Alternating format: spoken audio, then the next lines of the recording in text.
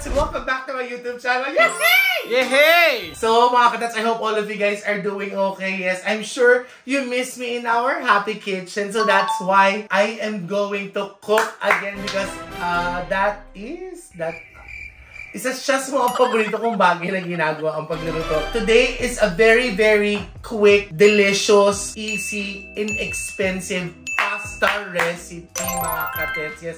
Special shout out. I just want to thank Miss Rita Avila for sharing this video sa akin. Miss Rita Avila, thank you so much, ate. Maraming salamat. I'm sure all of the ingredients na gagamitin ko, it's gonna be easy for you guys to find sa pantry. Sabi ko nga, di ba, hindi siya mahal. Napakamura na masarap. Because this dish that we're going to do, another pasta dish, ito yung bagong liolio. Yes, bagoong i-olio. Kaya bagong i-olio. Yan. Tama. Alio i-olio. So, yun po yung gagawin natin ngayon. Siyempre, ang main ingredient natin, ang star ng ating dish, yung bagoong. Yes. Kaya kung gusto niyo maging mas magbagoong yung amoy, don't wash it. Para sure bagoong.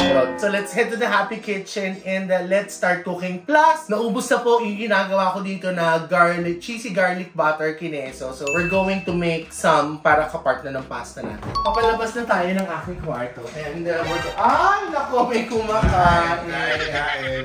May kumatits. Yes. Bako niya kanina sa showtime. Kinakain ni Kuya Archie dito. Ano yung Kuya Pork Chop at saka miswa? Kaliwete si Kuya Archie. Talaga siya yung John Lloyd Cruz namin. So what are you eating, Kuya? Pork chop and miswa? Miswa and special. Pag mo yung nakatabing tinapay sa ito. Alay ka na mga Kadets sa kitchen. Dito na. Hayaan nyo ng Kuya, ikaw mo to, masarap. And we're here, yes. Libonon ko na belasisimo na Italiano ko na delicioso. Hindi ko na mamami. So for our bagong olio, nabubulol ako. Siyempre, kailangan natin ng noodle. Olive oil. We'll need chili flakes, sliced garlic. Siguro mga 2 ulo yan.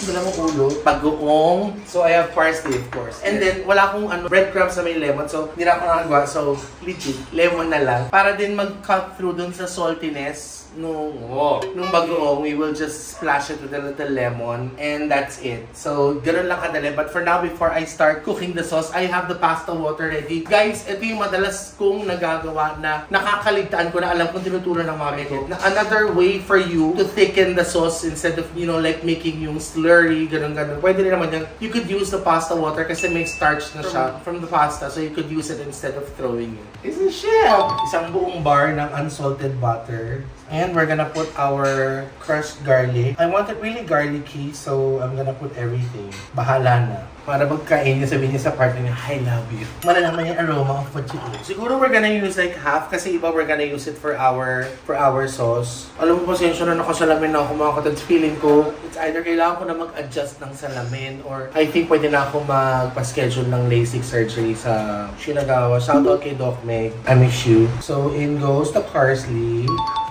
And we're gonna put Parmesan cheese. We'll leave some for our pasta later. And pepper. Freshly ground. Freshly ground pepper. I-reveal ko lang nito. Since our butter is unsalted, we could use just a pinch of salt. Anong pamagat ng ano niya? Ano yung luluto mo, te? Bagong liolio. Di ba pwedeng bagong LU? Oh my God, that's so wonderful. LU. And this is ready. So let's just mix this. Dapat iodized salt, pero rock salt yung nagamit ko. Okay na yun.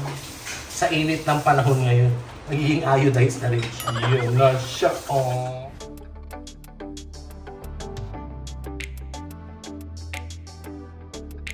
Okay, now my cheesy butter garlic spread is looking good.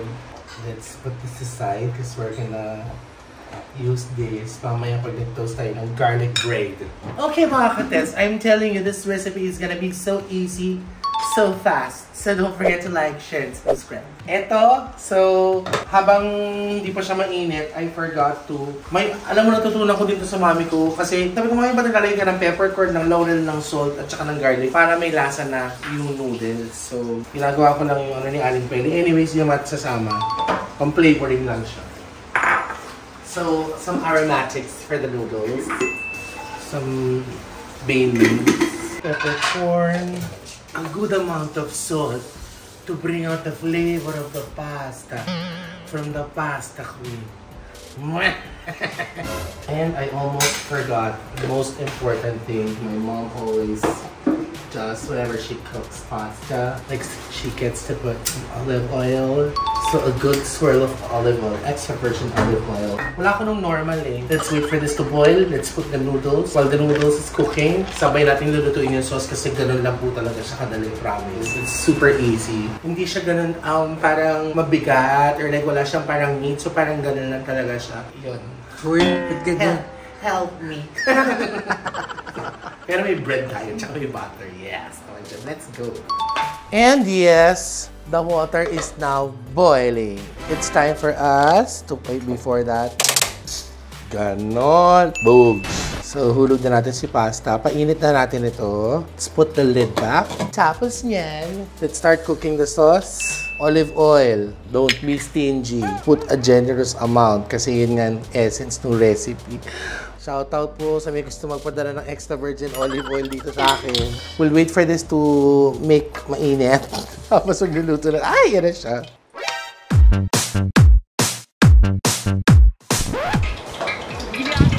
Sorry na. Eh, hindi na mabiro. Usado ka naman matapang, friend. Ano tayo magluluto ulit? Dapat pala nilagay ko ng tuyo. Medyo may tubig pala eh.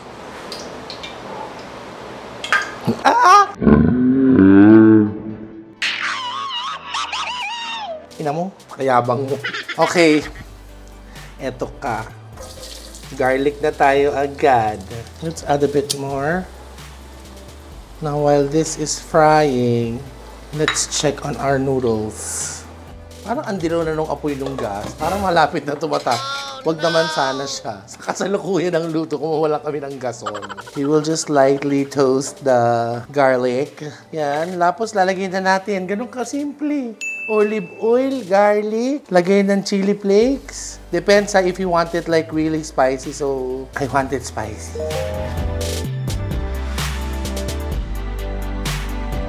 Look at that, it's so pretty. Okay lang kung medyo undercook yung noodles because we will continue cooking it doon sa ating sauce. Siguro mga ilang, mga 2-3 minutes pa yan. Just make sure don't Just make sure you don't burn your garlic because it's gonna be like bitter. Now it's time for us to put our bagoong.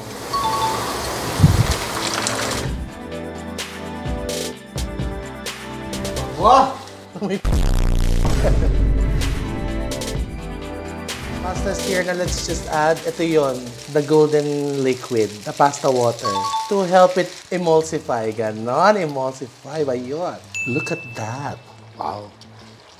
Hindi kaya ko yung chika na sa video. This is just so divine. If you wanted a little, fancy, you could add maybe shrimps or this alone is okay na eh. Hulog na yung mga babo. And it's time for us to put the parsley and some black pepper.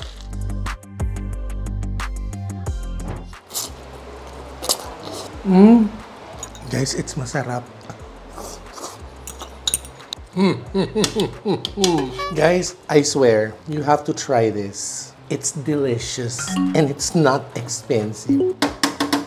I'm gonna plate and then we're gonna eat this with our bread. Let's go. Okay, from the outside, we're here in the inside. Nagawa na tayo nito para ka-partner niya. Oh, by the way, I've greased the pan already. Wow, kala mo chef.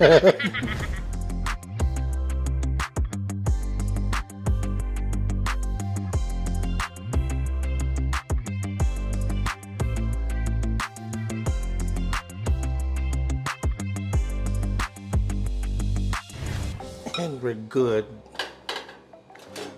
Pop it in the oven for ganun. Let's just toast this and then we're gonna eat, guys. I'm starving. Waiting. Look at that, mga ka-chats. Yeah. Mamaya ka na mapapakita yung finished product with the bread.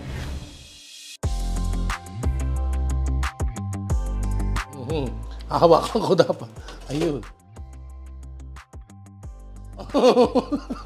Ito yung challenge, mga katets. And there you go, mga katets.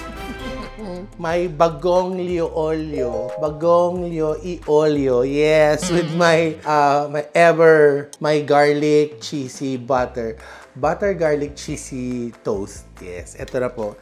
With parmesan cheese. Guys, sabi ko sa inyo, it's so easy. Napakadali po. Ang mura. Alam mo, naisip ko kanina while doing this, yun nga, diba, you could put shrimp, or kung gusto niyo pa, actually, kung wala kayong bagoong, you want it a little, you want to level it up. Instead of using bagong, siguro you could use anchovies. Just, you know, mash it. Para yun yung, yung pang-alat nyo. Ang dami nyo pwedeng magawa. Pwede kayong kumain na lang kasi chika ng chika. Again, Miss Rita Avila, thank you so much for sending me this recipe. At saka doon sa pinanooran natin. Shout out to you, friend. Your recipe is just really fabulous. Yes, you deserve that. Ding! Ito na po.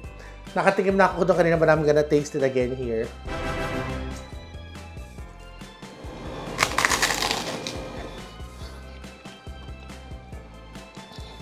Who would have thought na pwede kayo maglagay ng bagoong sa pasta?